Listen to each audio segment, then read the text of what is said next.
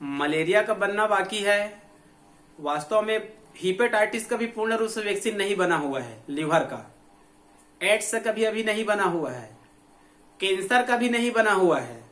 ठीक है, टीबी का भी तो बना है, तो कहना चाहिए वो भी जो पुराने लोग हैं उनमें टीबी का वैक्सीन नहीं लगा हुआ है, तो आज भी कहना चाहिए टीबी रोग पाया जाता है। तो टाइफाइड है, मलेरिया है, एड्स है, कैंसर है, हीपेटाइटिस है। ठीक है, इन सब का अभी भी कहना चाहिए वैक्सीन नहीं बना हुआ है। यदि इन रोगों का वैक्सीन बन गया तो हम लोग अधिकांश रोगों से क्या पालेंगे? मुक्ति पालेंगे। अभी जो कोरोना चल रहा है उनका भी वैक्सीन आना बाकी है। ठीक है जी। एड्स 1981 में मिला था सबसे पहली बार, 1981। और अभी क्या चल रहा है? 2020। तो कितने साल हो गया? 40 साल हो गया। 40 साल हो गया, अभी तक वैक्सीन एड्स का नहीं आया है। चेचक का खोज कब हुआ था? 1000 साल में। और 800 सालों में कहना चाहिए चेचक का क्या मिला हमको? वैक्सीन मिला। तो वैक्सीन आसानी से नहीं मिलता है। क्लियर? इतना वैक्सीन का इतिहास समझ में आया कि नहीं आया?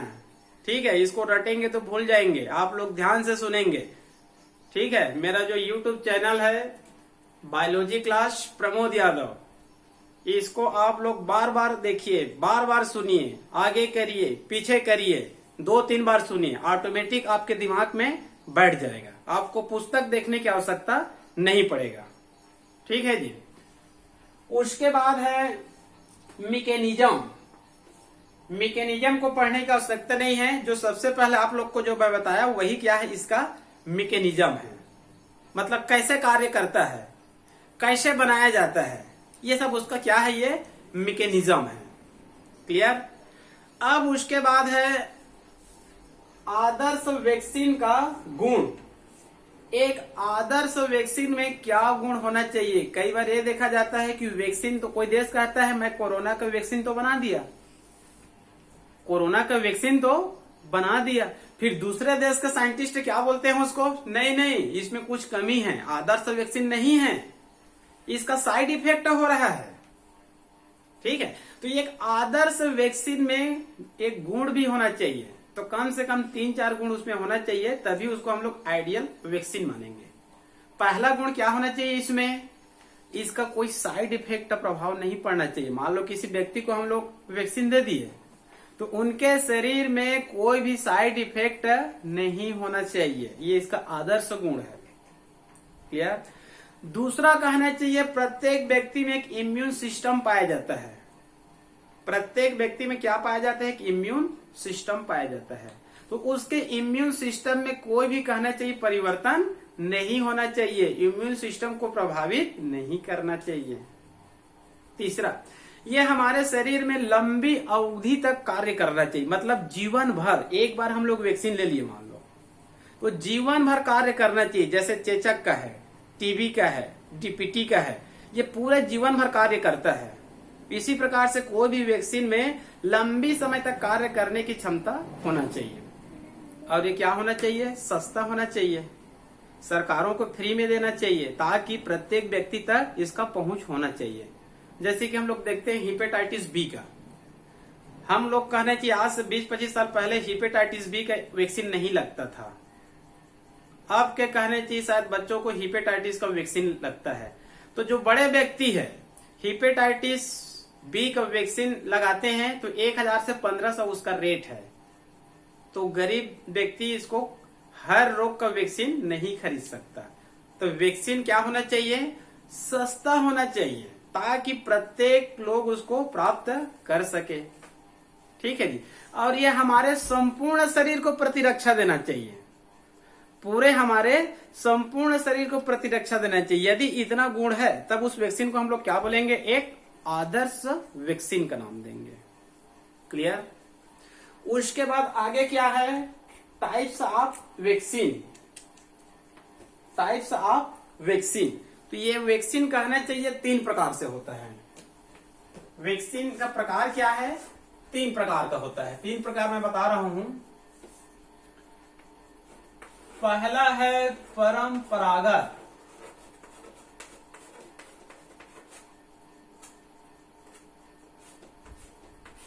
और दूसरा है परिष्कृत, शुद्ध रूप है,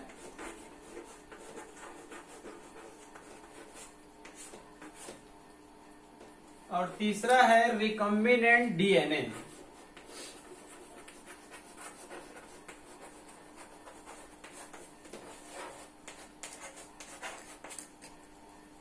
रिकम्बिनेंट डीएनए या फिर रिकम्बिनेंट वैक्सीन।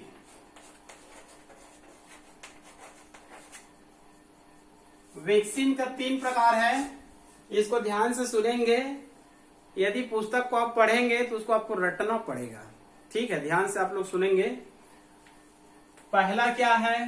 परंपरागत। दूसरा क्या है? परिष्कृत, शुद्ध रूप है, और उसके बाद है रिकम्बिनेंट वैक्सीन। ये आगे चलकर 2 प्रकार का होता है। एक होता है लिव और दूसरा होता है इनएक्टिव। इनएक्टिव या इनएक्टिवेटेड। अब ये भी आगे चलकर 2 प्रकार का होता है। पहला होता है पॉलीपेप्टाइड वैक्सीन और दूसरा होता है डीएनए वैक्सीन। इतने को पहले आप लोग याद रख लेंगे, ठीक है जी? ये जो कहना चाहिए वैक्सीन है, वैक्सीन का कहना चाहिए 3 प्रकार। पहला क्या है? परंपरागत, मतलब जनरली तौर पर इस वैक्सीन का उपयोग किया जाता है, उसको परंपरागत कहा जाता है। दूसरा है परिष्कृत, मतलब शुद्ध एंटीजन प्राप्त करेंगे। इसमें क्या प्राप्त करेंगे? शुद्ध एंटीजन प्राप्त करेंगे जो वैक्सीन का कार्य करेगा।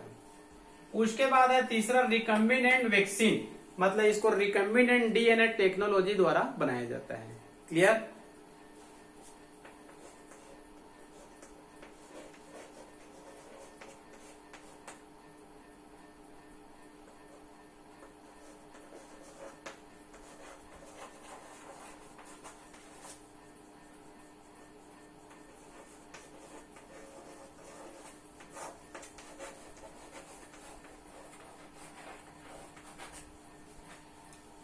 तीन प्रकार है। प्रथम प्रकार है परंपरागत, मतलब जनरली तौर पर हम लोग जिस वैक्सीन का उपयोग करते हैं उसको क्या कहा गया है? परंपरागत वैक्सीन। और ये परंपरागत वैक्सीन कहना चाहिए 2 प्रकार का होता है। एक होता है लिव, मतलब जीवित अवस्था, और एक होता है इनएक्टिवेटेड, निष्क्रिय या फिर मृत।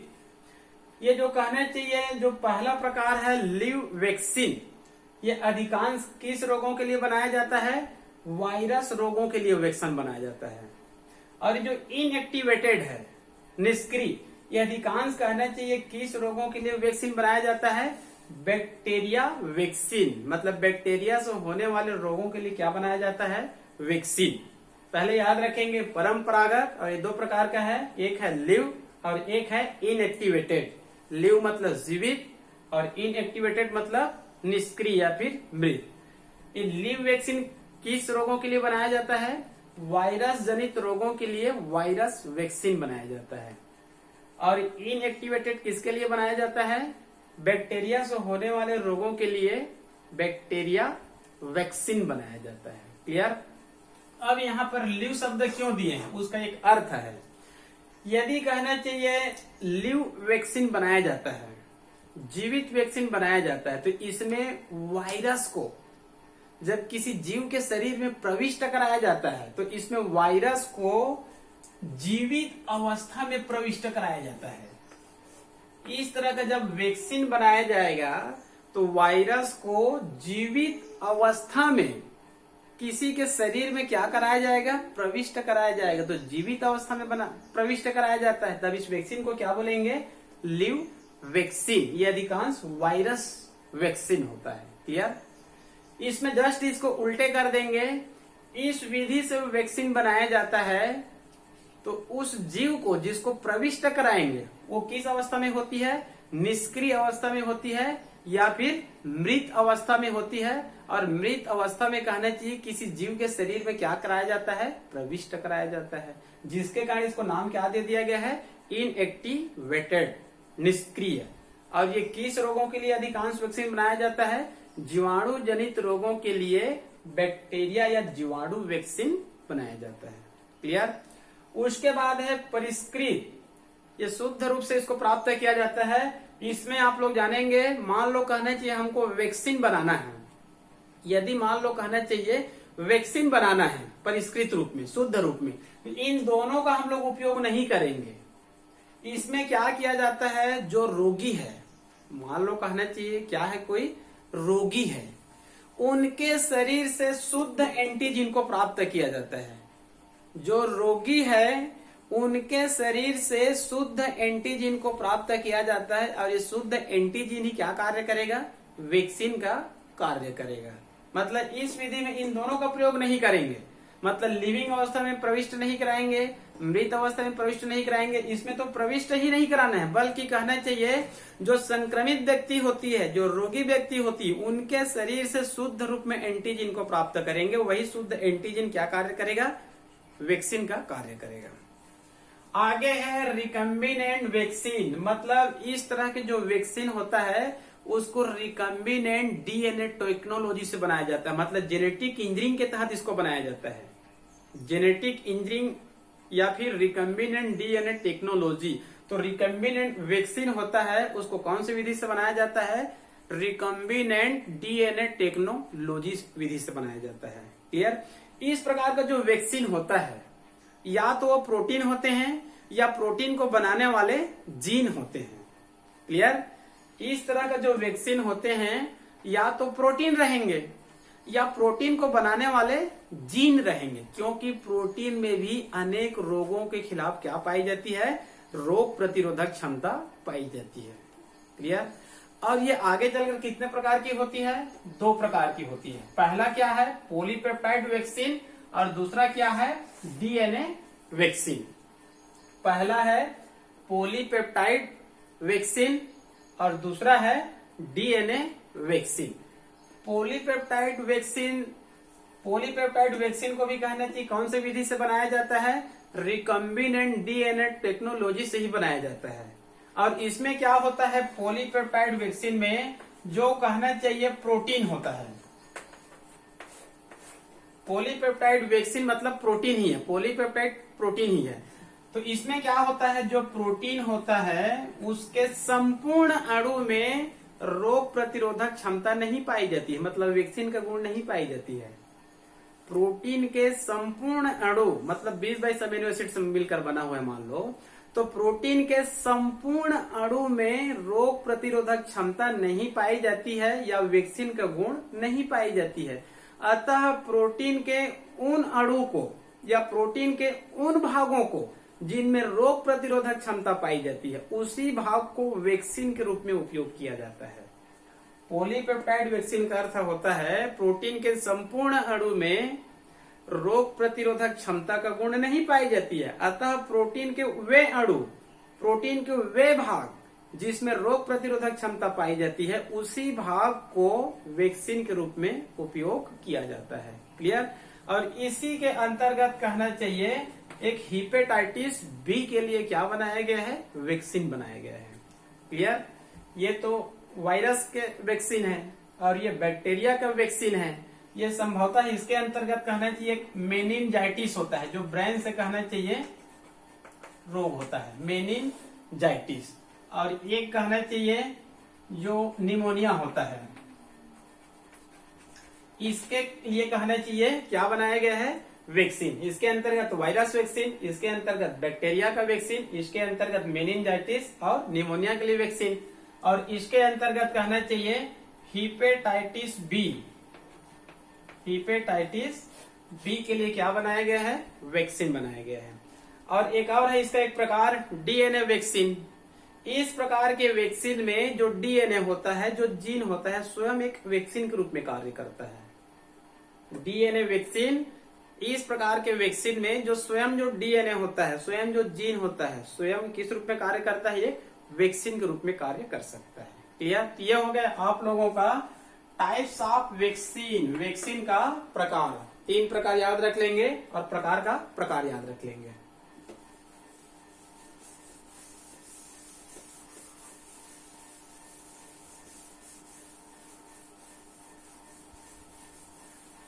उसके बाद है वैक्सीनेशन। उसके बाद है वैक्सीनेशन। ये वैक्सीन से ही रिलेटेड है। आप लोग को जो प्रारंभ में बताया था ना, यही वैक्सीनेशन है। मतलब वैक्सीन कैसे बनाया जाता है, ठीक है। इसके लिए कहना चाहिए कोई एनिमल लिया जाता है, कोई जीव लिया जाता है, और जिसका वैक्सीन बनाया जाता है उसका भी कुछ कहना चाहिए अंश लिया जाता है। फिर उनके शरीर में क्या करा दिया जाता है, प्रविष्ट करा दिया जाता है। ये इसको एंटीजीन मान लेता है और उनके शरीर में किसका निर्माण होता है, एंटीबॉडी का निर्माण होता है। तो इस प्रकार से वैक्सीन का निर्माण होता है, ठीक है। तो आजकल ये देखा गया है वैक्सीनेशन के अंतर्गत जो हम लोग वैक्सीन लिए रहते हैं, जो हम लोग वैक्सीन लिए रहते हैं, वो आजकल कई वैक्सीन कार्य नहीं कर रहा है। तो इनके लिए बूस्टर डोज लिया जाता है। इसके लिए क्या लिया जाता है, बूस्टर डोज लिया जाता है। जैसे कि ये देखा गया है, जैसे कि टीबी कहना चाहिए एक जीवाणु जनित रोग है, माइकोबैक्टीरियम ट्यूबरकुलोसिस। इसके लिए बीसीजी का टीका लिया जाता है। बीसीजी याद रखेंगे इसको, एक बार पूछा गया था इसका फुल नाम 12वीं में। टीबी रोग के लिए कहना चाहिए बीसीजी का टीका लगाया जाता है। तो जैसे बचपन में कहना चाहिए 1 माह 2 माह 3 माह के अंतर्गत बीसीजी का टीका लगा दिए हैं, और 20-25 साल बाद वो कार्य अच्छे से नहीं कर पाता है, तो यदि कहना चाहिए उसके जीवाणु प्रविष्ट करते हैं तो व्यक्ति को क्या हो सकता है, टीबी रोग हो सकता है। तो आजकल बूस्टर डोज दिया जाता है।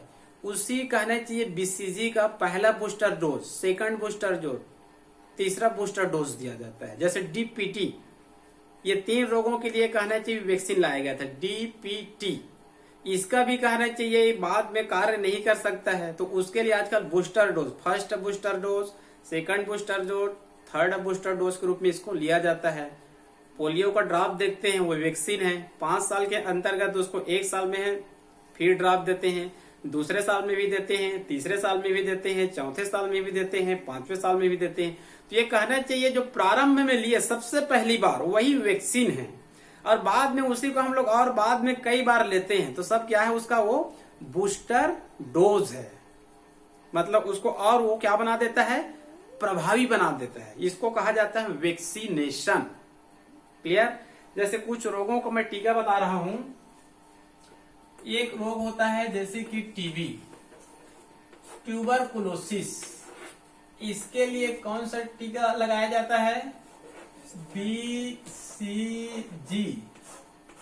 बीसीजी का टीका लगाया जाता है। जैसे किसी भी चाइल्ड उत्पत्ति होती है तो 1 माह के अंदर या फिर 6 माह के अंदर किसका टीका लगाया जाता है, किसका वैक्सीन लगाया जाता है, बीसीजी का। ये कहना चाहिए टीबी रोग के लिए क्या है, ये वैक्सीन है। एक बार कहना चाहिए बीसीजी का टीका लग गया तो उस व्यक्ति को जिंदगी में दूसरा बार टीबी रोग नहीं होगा। एक बार 12वीं में पूछा गया था इनका फुल फॉर्म क्या है, तो इसका फुल फॉर्म याद रख लेंगे, बेसिलस कॉलमेट गुरिन। बेसिलस कॉलमेट गुरिन, ठीक है। इसको कॉलमेट गुरिन नामक साइंटिस्ट ने ही इसका खोज किया था। कॉलमेट गुरिन नामक साइंटिस्ट ने इसका क्या किया था, खोज किया था। तो वैज्ञानिक के नाम पर ही इसका नाम दिया गया है, बेसिलस कॉलमेट गुरिन। उसके बाद एक प्रसिद्ध टीका का नाम है डीपीटी। ये 3 रोगों के लिए लाया गया था। कितने रोगों के लिए लाया गया था, 3 रोगों के लिए। डी मतलब डिप्थीरिया, एक बैक्टीरिया से होने वाले रोग है, कोरिनेबैक्टीरियम डिप्थीरियाई। टी मतलब टिटनेस, ये भी एक बैक्टीरिया से होने वाले रोग है, क्लोस्ट्रीडियम टिटेनी। पी मतलब परट्यूसिस, ये जीवाणु का नाम है, परट्यूसिस, बोर्डेटेला परट्यूसिस। ये उपिंग का काली खांसी। तीनों कहना चाहिए बैक्टीरिया जनित रोग है। यह है डिप्थीरिया, यह है टिटनेस, और यह उपिंग कॉग परट्यूसिस नामक जीवाणु से होता है। तो डीपीटी का टीका। आजकल इसका भी कहना चाहिए first booster dose, second booster dose, third booster dose, इस प्रकार से इनका कहना चाहिए बूस्टर डोज दिया जाता है। एक टीके का नाम है पोलियो। ठीक है, एक बार क्वेश्चन आया था नेट में, पोलियो का वैक्सीन किसने बनाया था? पोलियो का वैक्सीन किसने बनाया था? तो पोलियो का वैक्सीन किसने बनाया था? Jonas Salk. जोनास साल्क नामक साइंटिस्ट ने बनाया था। क्लियर? मीजल्स खसरा, मीजल्स खसरा, इसका भी कहना चाहिए वैक्सीन बनाया गया। इसको भी एक बार पूछा गया था, मीजल्स का वैक्सीन किसने बनाया था? तो एंडरसन नामक वैज्ञानिक ने इसका वैक्सीन बनाया था। मीजल्स का वैक्सीन किसने बनाया था? एंडरसन नामक साइंटिस्ट ने। क्लियर? उसके बाद आजकल कहना चाहिए टाइफाइड का भी क्या आ गया है? वैक्सीन आ गया है। ठीक है, लेकिन जो टाइफाइड का कहना चाहिए जो वैक्सीन आया है वो 100% कारगर नहीं है। ठीक है जी, तो इस प्रकार से कहना चाहिए अनेक रोगों का आजकल वैक्सीन आ गया है। प्रारंभ में बताया था चेचक का भी क्या आ गया है? वैक्सीन आया है। वही चेचक का वैक्सीन तो विश्व का प्रथम वैक्सीन है, जिसको 1796 में एडवर्ड जेनर नामक साइंटिस्ट ने इसका क्या किया था? खोज किया था। यह हो गया आप लोगों का वैक्सीनेशन। क्लियर?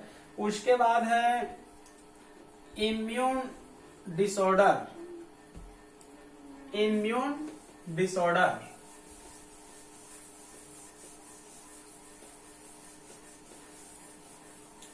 इम्यून डिसऑर्डर का अर्थ यह होता है इम्यून डिसऑर्डर, इसका मतलब यह होता है इम्यून सिस्टम में खराबी आना, डिसऑर्डर। जैसे कि एक उदाहरण देता हूं, हम लोग स्वस्थ व्यक्ति हैं, हम लोग जितने भी हैं मान लो क्या हैं? स्वस्थ व्यक्ति हैं। तो ये मान लेते हैं हमारा इम्यून सिस्टम 100% सही कार्य कर रहा है, कोई भी डिसऑर्डर इसमें नहीं है। तो हमारा इम्यून सिस्टम सही कार्य कर रहा है तो हमको कोई भी रोग नहीं हो रहा है, क्योंकि हमारे शरीर में इम्यून सिस्टम 100% क्या है? सही है। लेकिन आजकल ये देखा जाता है कि प्रत्येक व्यक्ति का इम्यून सिस्टम सही नहीं है। किसी का इम्यून सिस्टम कम है तो किसी का इम्यून सिस्टम तो है लेकिन उसमें अच्छे ढंग से कार्य नहीं कर पा रहा है, मतलब उसमें त्रुटि आ गया है। तो इम्यून सिस्टम में किसी भी प्रकार से त्रुटि होना, चाहे वो जन्मजात त्रुटि हो, चाहे बाद में कोई त्रुटि आए, बाद में कमी आए, तब इसको क्या